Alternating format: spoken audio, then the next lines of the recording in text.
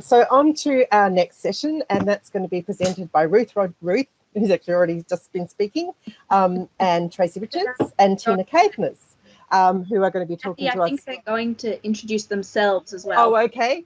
And I'll just leave it to you in that case. Welcome. I'm looking forward to this session. Thank you so much, Kathy. Hello, and welcome to our session on sign choirs. Keyword sign has been a significant part of our two guests' lives. They've created environments in where keyword sign and natural gesture flourishes in schools.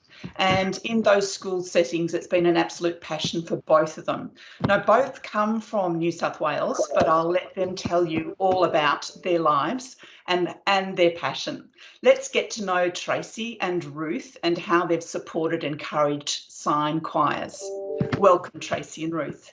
Now, Tracy, question 1. Tell us a little bit about your interest in keyword sign and where you work.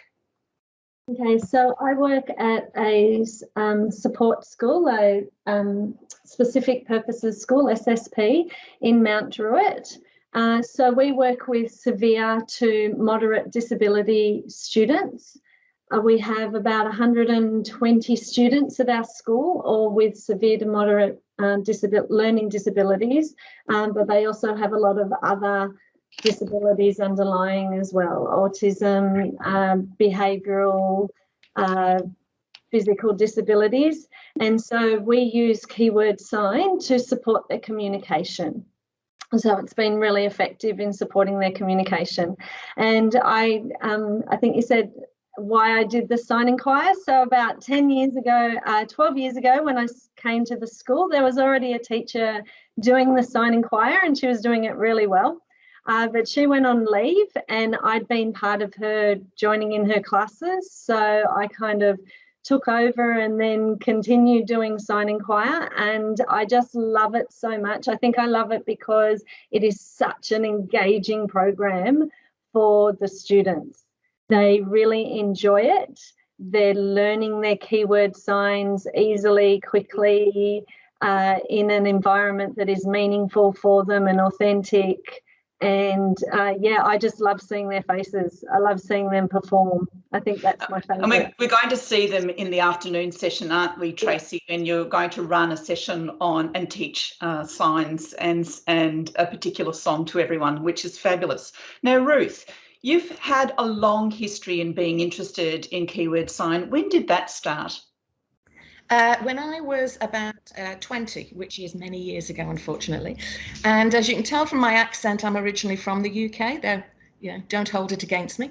And back when I did my undergraduate degree, which was a 4-year degree in severe and profound intellectual impairment, we had to do some studies in the community. And so we started going into what were then the mental hospitals and places of residence for people who had presented with an intellectual impairment over the years. And there was this whole shift internationally, but certainly it happened during the early 80s in the UK, of getting people out of these institutions. And as part of that, Margaret Walker, along with 2 colleagues, set up Marketing, and she came along to talk at my university in order for us to have that full understanding of equipping people who had never had a communication system. And I was sitting there like, wow. And it sowed a seed that has just germinated and grown. And in the UK, I went on to do British Sign Language, and then I emigrated over 20 years ago and I constantly have to question myself at times, particularly for those signs that I use less frequently, and just think, oh, was that British or is that Auslan?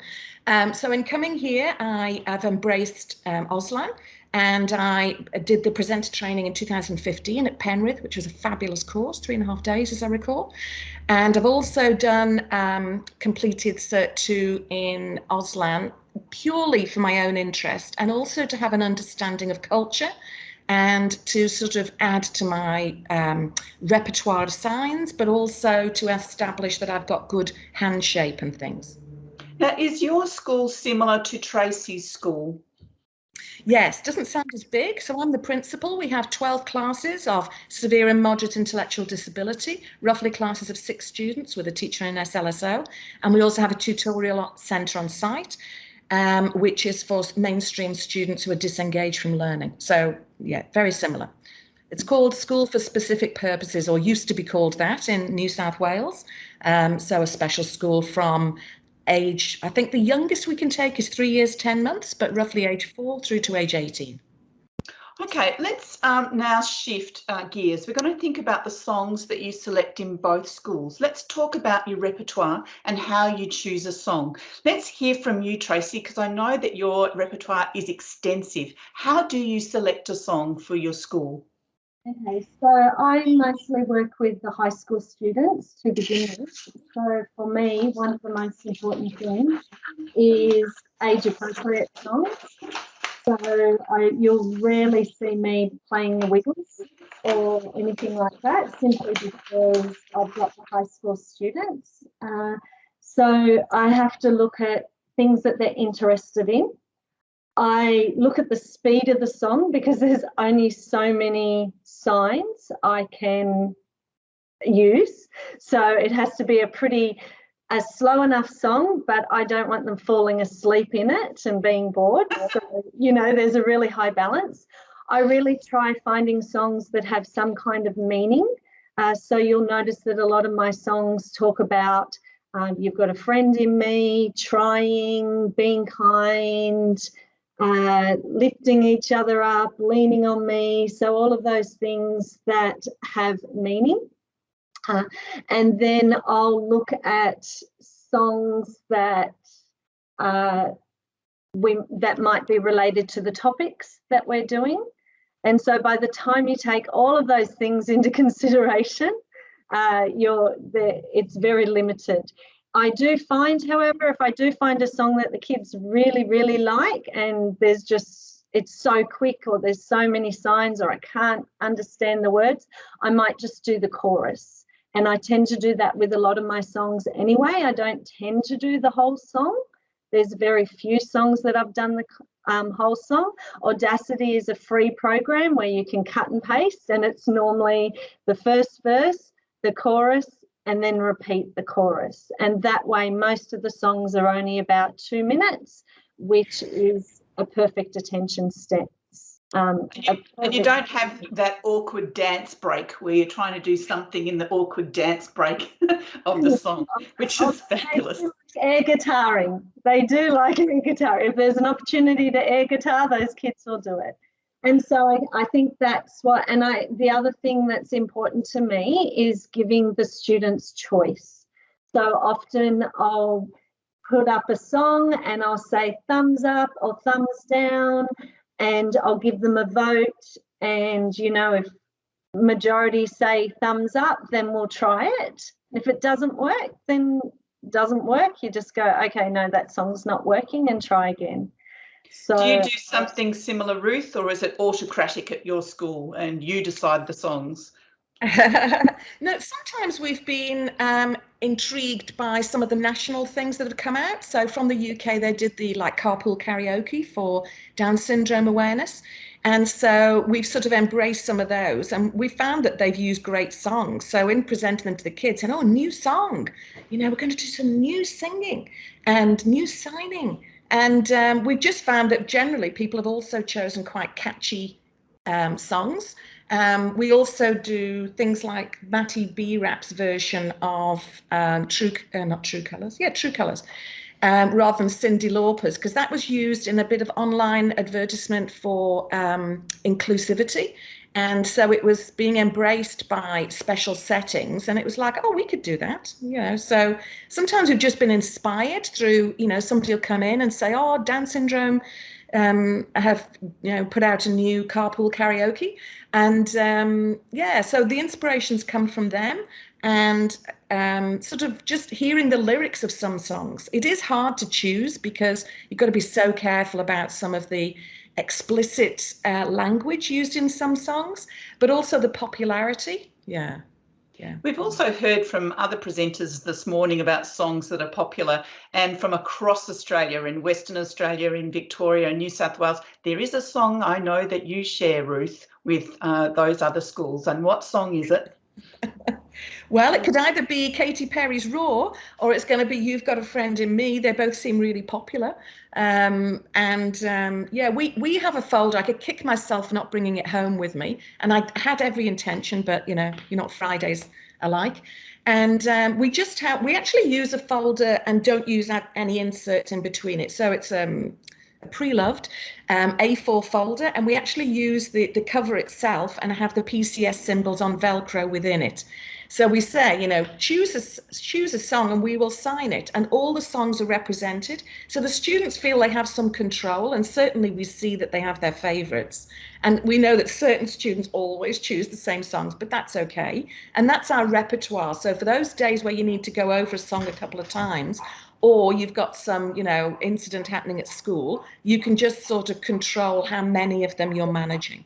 When we introduce a new song, as we did in term 1 this year, we just always begin with that before we use the folder. So the expectation is that when we include a new song, because we found the students would never choose the new song because they're finding it harder and they've not embraced it. So we introduce the new song, and then we go into opening the folder and say, choose a song and we will sign it, and go from there. And I think both schools, I think at Linda, Tracy, you're using a very particular way to make contact with your students and introduce new songs to them. What are you using? So at the moment, we have a signing. We use Google Sites, and my IT manager has actually created a signing room. And so we actually record the songs. Well, I do, and a couple of other teachers record the songs, and we put them on there. So that way the students can practice through the week and see the recorded songs. And I've had a couple of teachers come up to me, especially during the COVID time, and say it's been really good. It's a familiar song, familiar person signing it. It's not just YouTube. And so the students have really appreciated it. So we've got that signing room page, and then we've got we have the choices as well. I have an interactive whiteboard program that is on the shared drive, and it has all the songs, whether the student will pick it by going up to the board and picking it, or I've printed out the front page if they can't go up to the board, and they can select it and they can choose the song as well. So all right, let's run through the songs. You've both got the Australian National Anthem, and you've got a Friend in Me. Ruth, you've got Raw. I know you've got Galumph because I've done a little Googling and I found you on YouTube, Tracy. So Hillinda School's there. But Ruth, what else have you got in your We've selection? got Big Yellow Taxi by Counting Crows. We've got Perfect by Ed Sheeran. Count on Me by Bruno Mars. One Call Away by Charlie Puth. 1,000 Years by Christina Perri. What a Wonderful World, Louis Armstrong. Advanced Australia Fair. True Colours, but it's the specific Matty B rap version. I Still Call Australia Home from the Qantas advert. We use that particular one, the Australian Children's Choir. Dancing Queen by ABBA. This Is Me from The Greatest Showman. We Are the Champions from Queen. And then we also do the Acknowledgement of Country. Fantastic. We'll get to that just next. Tracy, add yours to the list. What else have you got? And we know you've got nursery rhymes galore for the younger ones. We know that, and I think Julia runs those. So what other ones have we got? So I think my kid's favourite is One Thing by One Direction. So Stand By Me, No Matter What, Boys Note is also my favourite. Born to Be Somebody, so Justin Bieber. A really favourite song is Proud by Heather Small. It was the song for the Olympics. Hey Brother is a definite one, and they love that one, and we use the key signs for brother and sister, so they really do like that. Hard Day's Night, When You Believe by Whitney Houston. Born to Try and Try Everything by Shakira. I've Got My Mind Set on You, Together We Are One. Dance Monkey is one of their favourites at the moment. A Million Dreams, You Are the Reason, Stand By Me, Never Gonna Give You Up. Did I say that one? Oh, and recently we've started learning You're the Voice by Mitch Tamba. And the reason we did that is I was doing I Am Australian, which had the Aboriginal language in it. There's a version by ABC. And while I was doing that, one of my students actually spoke about that they were from the same tribe as Mitch Tambo. And so and that he had done You're the Voice. So we're doing You're the Voice, but with that version in the background. So that's been pretty exciting because it's relating to one of my students. How exciting is that? So I think we can agree there's a rich variety of songs that can suit any situation, that are going to keep the interest in the students and are certainly not stuck in being considered inappropriate, infantile or not current and contemporary for the students that they're working with. When I'm going to shifting gears, if you're choosing signs and natural gesture to suit the lyrics, and we know that that's going to be challenging and time consuming, how do you do it? Ruth, I'd like you to talk about the Acknowledgement of Country that you worked on with your local AECG. Yes, we have a very small population of people who present at our school of Aboriginality, 2 members of staff and well, we did have 3 students and 1 passed away this year, but we felt that we should reflect our local Indigenous area, and so we worked respectfully with someone to actually develop it and use language that was more appropriate for our students. Are you able to share it, Tina, or shall I do my best to? So we include this in our packs when we send them home to families when we have new enrolments, which often are at kindy, but it can be at any point. And so it's a 2-pager, and we laminate it and pop it in their packs because we feel this is appropriate. So they're the signs that we use. And then the second page, if you're able to scroll down, Tina, and these are the words that we use. And we've decided that we did still continue with the word respect, and we had to include that because we couldn't get around or find another appropriate word. So we chose the words like, remember, people, land, work, live. We did choose respect, and then we chose Aboriginal peoples as one sign, and then the past or history, now, and into the future. And so we, as it says at the bottom there, this was approved in consultation with Steve Trist, and that was done in November 2020. He came out to our school because it's also important to engage with Aboriginal peoples on the land. And so we just said the reasoning behind, and he thought it was great because he could see that we'd made an attempt to keep it authentic, but we'd also tried to be fully inclusive. And he asked for a copy because he said, I would just love to share this with people. And yeah, it's been really good. And it's something that we do regularly. Just letting people know that there's 2 minutes to go before the end of this session. Okay.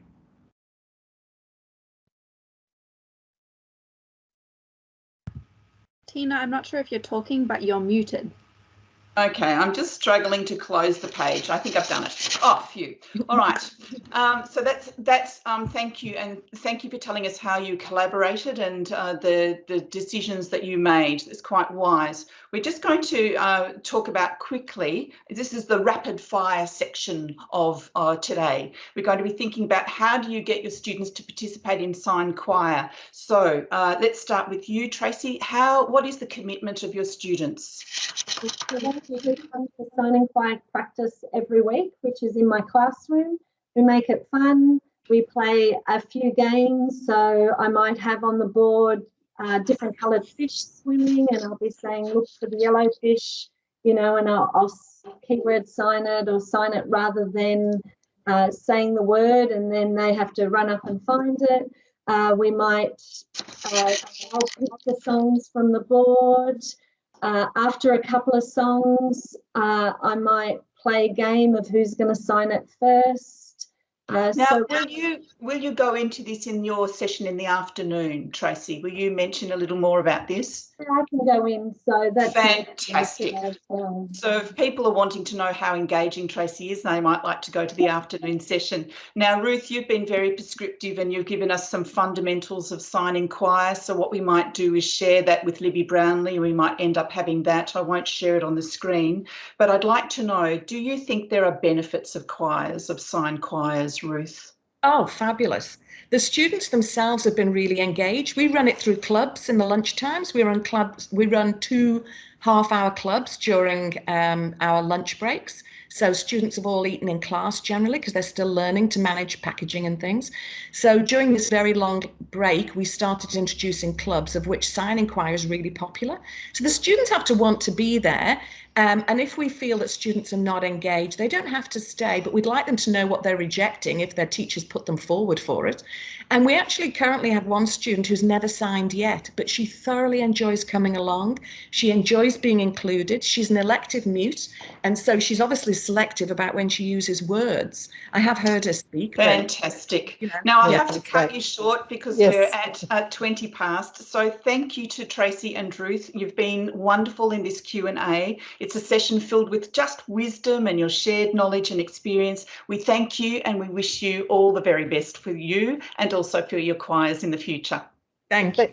Thank you so much to everyone who's contributed to the session today. Look forward to seeing many more wonderful sharing of knowledge across the day. There's a 15-minute break now, and get ready to come back at 11:45 Victorian time to hear for the Lived Experience Forum. So I look forward to seeing some of you there. Thanks a lot. Bye, everybody.